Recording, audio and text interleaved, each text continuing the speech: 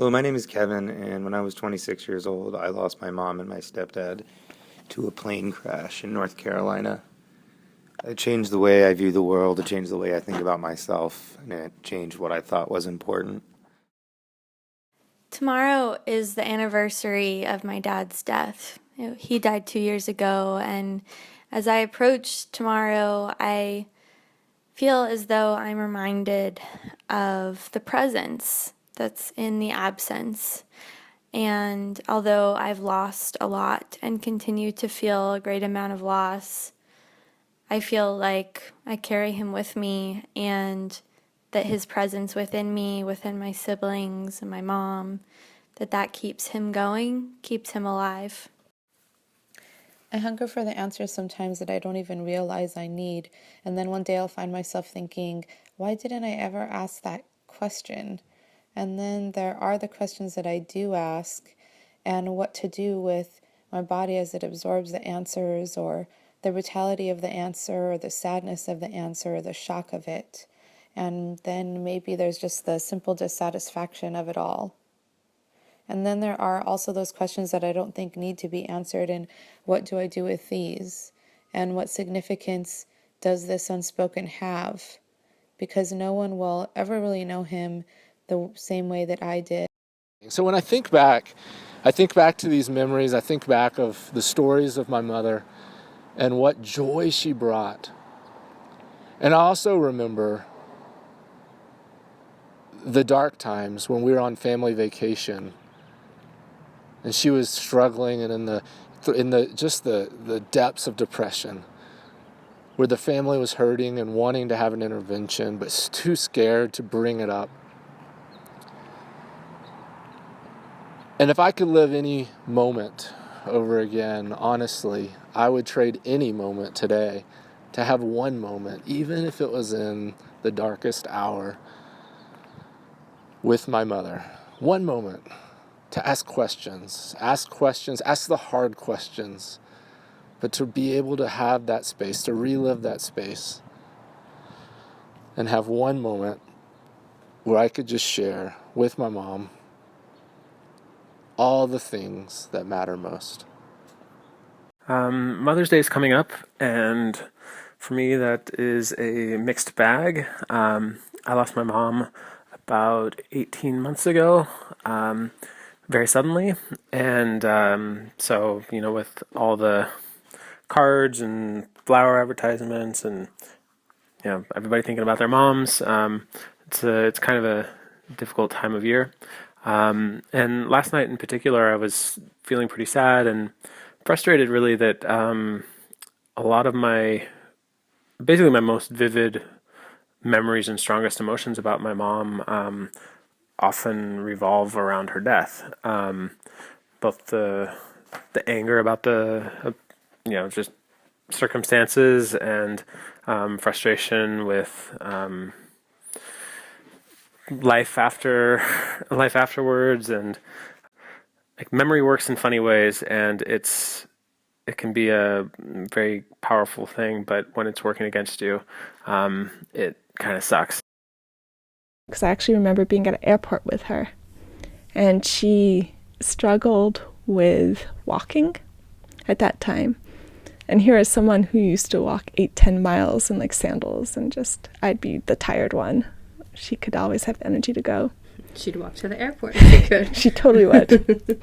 Yeah, and so I just remember being really irritated with her for being in a wheelchair and for her claiming that she couldn't breathe, and just like really frustrated. And when I think of that now, I think I was just scared, because she's someone who I've always seen as the most active and it's hard to see someone you love difficulty breathing, first off, and not able to do what she used to do. I once dated someone who truly believed that everything was meant to be, and we would argue about all sorts of different things, and I would always bring up the atrocities of the world and the extent and limitations of God's agency. And then at some point I realized that it was always about my dad and his death and this life And it wasn't about a moment in history, some years behind us, or what we're building before us. It was just about our history and the way that I felt that he was an ancestor far too early. At first, no one, I think, knew what to do. There wasn't anyone who really reached out to me or checked on me or, made sure I was doing okay after my mom died. I was pretty much left to navigate everything alone, which I know from hearing stories is the same for other people. I remember sitting in my dorm room crying and just feeling the most lonely I had ever felt. And it's brutal. It's brutal to be so far away. It's brutal to be an ocean apart and to grieve alone when you really need people who knew your family member, who knew how dynamic she was, who knew she wasn't just this image of a grandma, who knew that she was a weirdo and ridiculous. And you need someone who laughs in the same way about those same jokes, or they have those same memories, and you need that tangible comfort of talking about her, crying about her together, laughing about her together. Of course, there's been a lot of pain and a lot of hard times. But, I'm not alone. I've learned that everyone experiences loss. There are all kinds of people around me who hurt, who have had similar experiences. People came out of the woodwork, it seemed, after he died, who had similar experiences. We're all a part of kind of a silent club. Noticing as I get older is I miss my mom less on a daily basis and more at times that I kind of don't even expect it. One thing that happened recently was that I moved in with my boyfriend, and about a week after it happened, I pulled the car over because I was crying because I realized I just really wanted to tell my mom like that news, and I don't have someone else in my life who's I could tell that and have it kind of be the same feeling. Something I remember around the time that my dad died and people started finding out, a distant friend of mine, much older than me and, has a very different life experience than I do, lost her dad from cancer when she was, probably older than me, but quite a few years ago.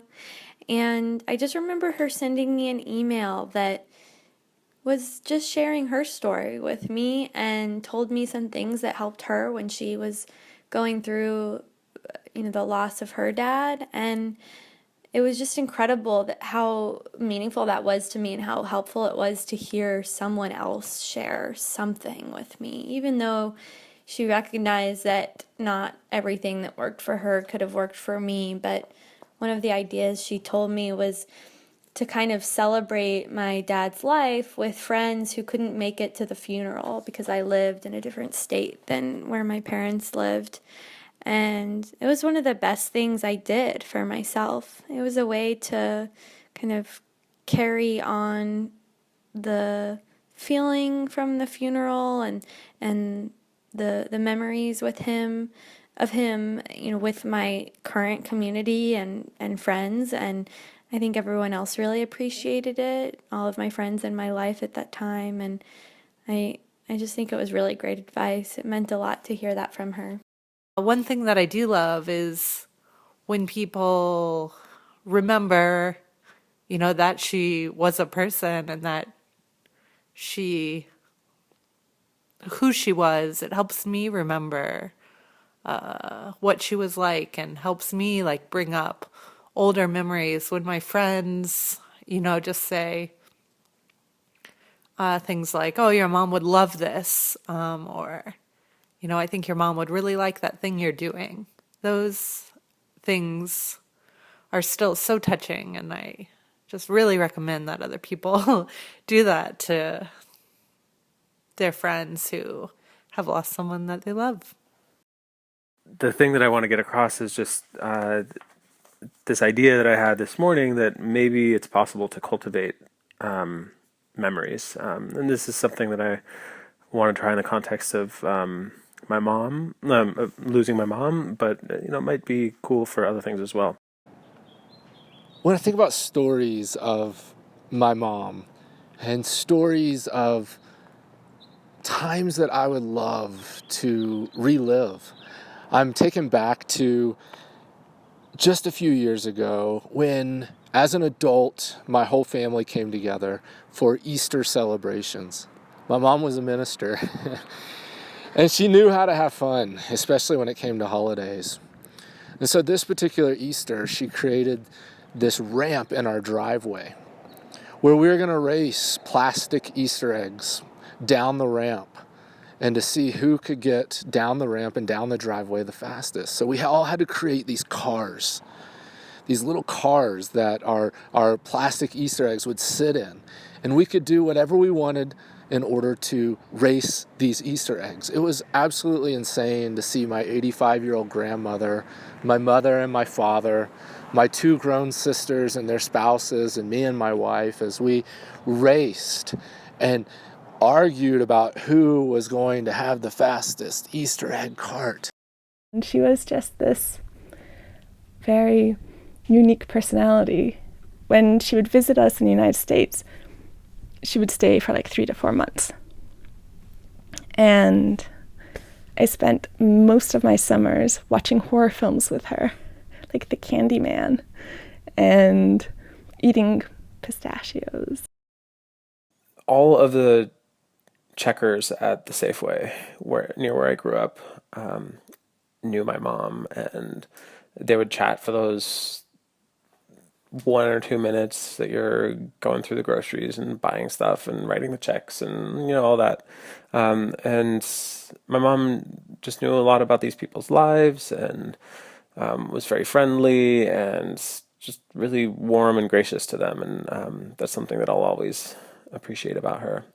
And it's funny, after she died, just a couple weeks after she died, I actually was at Safeway in San Francisco, and I snapped at the checker guy, and like for no reason, like it was a stupid thing. It did not merit me being a jerk in any way, and so I snapped at him and walked out, and it was like a block away, 2 blocks away, and I was just like, oh man, Mom would be pissed. And she'd say something like, oh, you march right back in there and you apologize to him. And, she wasn't around to do that, but I ended up marching back in there and apologizing to the guy. On Christmas morning, we woke up to a white Christmas in Georgia. That never happens.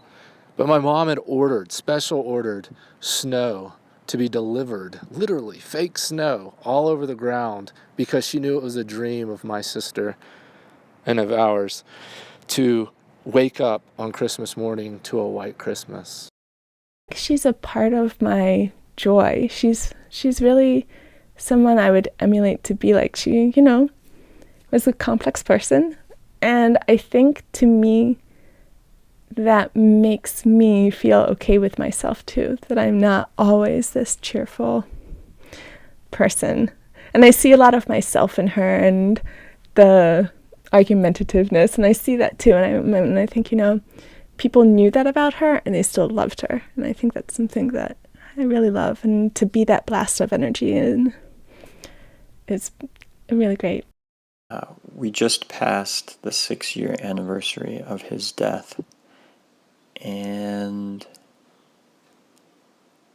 in a lot of ways, life has gotten clearer and even better in those 6 years, at least better than when the accident happened. I think I lead a pretty fulfilling life now, but it's definitely had a lot of challenges. So my grief now kind of pops up in unexpected ways and at times that I could never have possibly imagined that it would come up.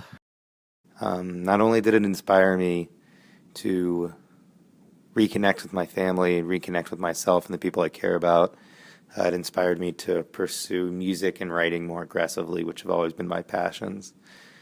It's also made me appreciate the world in a way that would have never been possible prior to such a terrible accident, because I just wouldn't have appreciated it.